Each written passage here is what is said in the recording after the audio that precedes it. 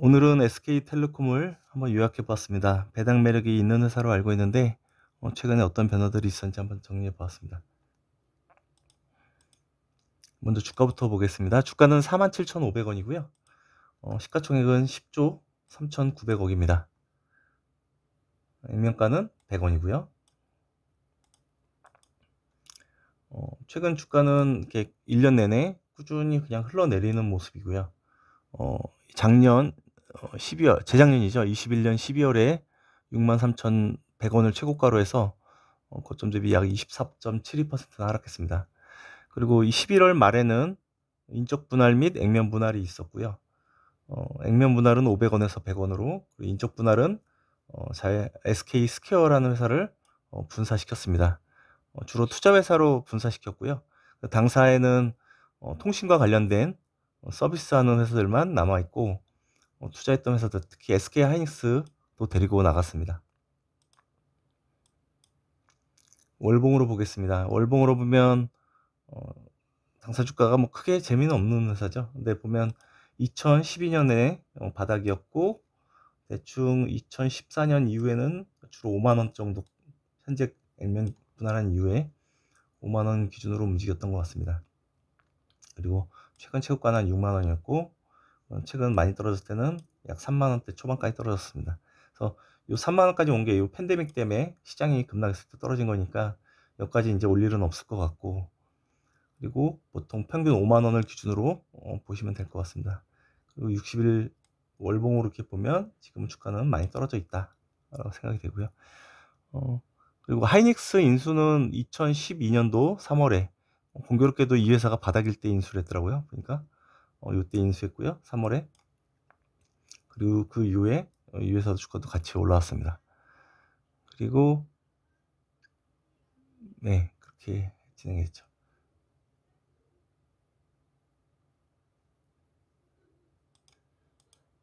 그 다음에 이제 수급 동향입니다. 최근 1년 동안 수급 동향 보면 외국인은 241만 주 순매수했다고 하고 있고요. 기간은 약 536만 주 순매도였습니다. 최근 1년 동안 숫자로 체크한 내용이고요. 이때부터 요 기간 동안만.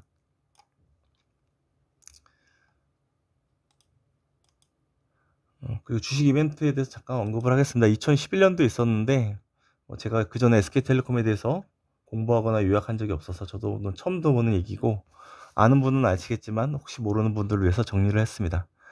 2011년도에 이벤트들이 많이 있었습니다. 첫 번째는 자기 주식, 총 주식수 8천만 주 중에서 약 860만 주, 전체는 아니고요. 자기 주식 전체는 아니고 약 10%를 소각했습니다. 그래서 주식수가 7,206만 주가 됐고요. 이런 것들은 어떻게 보면은 배당만큼이나 주주 환원 정책이라고 볼 수 있습니다. 왜냐면 주당 가치를 올려주니까요. 그리고 또 주식 분할을 했습니다. 액면 분할이죠. 액면가 500원에서 100원으로. 그래서 7,200만 주가 3억 6천만 주로 늘어났습니다.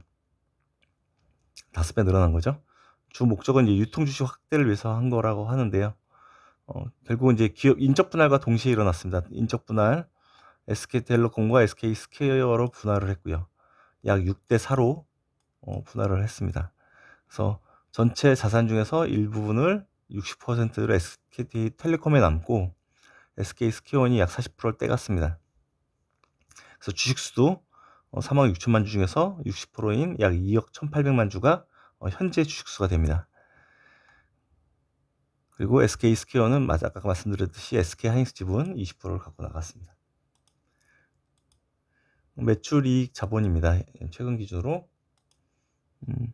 SK텔레콤은 최근 10년 동안 보면 매출이 꾸준히 늘어나다가 또 급감하고 또 최근에 또 꾸준히 늘어나고는 있지만 이 금액 차이가 크지 않습니다. 15조 5천억에서 약 17조 5천억. 그리고 변동성으로 보면 연평균 0.71%, 거의 성장이 없는 거죠. 그러니까 매출은 거의 일정하게 나온다고 보시면 될 것 같습니다. 영업이익도 마찬가지인데요. 영업이익은 계속 감소하다가 최근에 좀 올라오기 시작했습니다. 그럼에도 불구하고 역시 뭐 1조 원을 바닥으로, 그죠? 1조 원이 바닥이고 금액체가 크진 않고 오히려 연평균으로 계산해 보면 마이너스 5.4%로 역성장을 하고 있는 걸로, 그죠? 이 기간 전체를 봤을 때. 그래서 매출하고 이익이 성장하지 못한다는 점은 어쨌든 주식으로서 매력이 굉장히 낮다고 보시면 될 것 같습니다. 대차 대조표도 봤습니다. 3분기 대차 대조표 현금은 1조 1,900억이고요. 유동자산은 7조 3천억입니다. 비유동자산이 23조 2천억이고 부채는 18조 2천억, 자기자본이 12조 2천억입니다. 제가 처음에 이 자기자본이 왜 이렇게 작지 했는데 마찬가지로 SK 스퀘어하고 쪼개졌잖아요.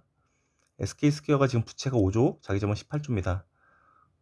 나쁜 거 부채는 남겨놓고 그죠? 자기자본은 왕창 가져간 것 같아요. 요것만 보면 물론 기존 주주 입장에서야 기업 분할할 때, 인적 분할할 때 뭐 이 주식도 받았으니까 상관없지만 SK텔레콤 자체의 기업 가치는 많이 떨어진 것 같다. 분할로 인해서. 그래서 PBR은 0.85고요. 부채 비율도 높습니다. 결국은 이 회사가 지금 매력을 갖고 있는 거는 배당밖에 없는 것 같은데요. 일단 최근 올해 2022년도에 3월 말, 6월 말, 9월 말 각각 830원씩 배당을 했습니다. 그래서 12월 말, 그러니까 올해 연말 결산할 때도 830원을 하게 되면 연 3,320원이 되고 현재 주가 47,500원으로 보면 시가 배당 수익률은 6.99%, 약 7%가 됩니다. 그래서 이 정도 7% 정도면 사실 굉장히 고배당주죠. 근데 단지 이제 최근에 금리가 올라서 7%도 마음에 안 들어 하실 분도 있을 것 같긴 한데 어쨌든 주가는 떨어져 있고 배당은 좀 더 올라온 것 같습니다. 그래서 매력이 있다라고 생각이 되고요. 사업 내용도 잠깐 보겠습니다. SK텔레콤은 뭐 다들 아시겠지만 음성 데이터, 이동통신 서비스 제공하는 회사입니다. 통신회사죠. 그리고 SK 브로드밴드를 통해서 초고속 인터넷, 뭐 TV 전화 등 유선 통신 서비스를 제공하고 있죠. 그 외 나머지들은 뭐 SK ONS는 뭐 유지 보수, 그다음에 고객센터 서비스 에이스는 이런 식으로 통신 서비스와 관련된 비즈니스를 위한 회사들이 현재 남아 있습니다. 매출 비중은 일단 무선 통신 쪽이 74%로 높고요. 유선 쪽은 약 22%입니다. 수익 구조도 무선 쪽에서 영업이익이 1조 1천억 정도 나오고요. 유선 쪽에서는 2,400억 정도 나오는 것 같습니다. 지배구조 마지막으로 보겠습니다. SK텔레콤의 최대 주주는 SK 주식회사고요. 30.01%, 특수관계 포함하면 30.03%고요. 그리고 SK의 최대 주주는 최태원 회장님이죠. 17.50%, 특수관계 포함 25.99% 갖고 있습니다. 그리고 참고로 SK 스퀘어도 최대 주주가 SK가 30%죠. 당연히 두 개 쪼개졌으니까 대주주인 SK 입장에서는 똑같죠, 지분이. 그리고 SK 스퀘어 하이닉스 지분 20% 보유하고 있고요. 요약하면 SK텔레콤의 매출과 이익은 정체죠. 그리고 SK 스퀘어가 뭐 향후 성장과 상장을 기대하는 자회사들을 가져갔죠. 그래서 당사 매력이 상당히 떨어졌어요. 그다음에 주식의 매력은 또 성장성인데 현재 당사에는 성장성이 거의 없어 보입니다. 그래서 매력이 매우 낮다.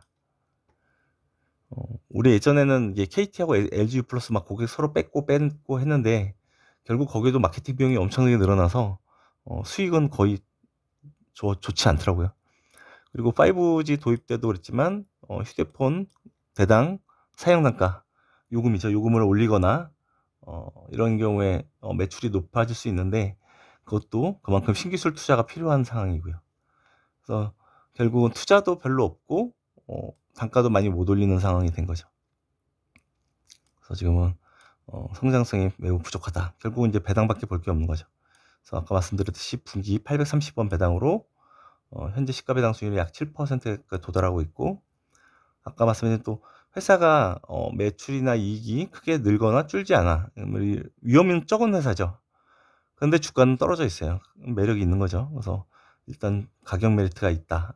그래서 현재 주가 수준에서 무조건 부정적으로 보는 건 아니고 장기 투자자나 아니면 채권 이상의 수익률을 기대하는 투자자들은 관심을 가져야 될 것 같습니다.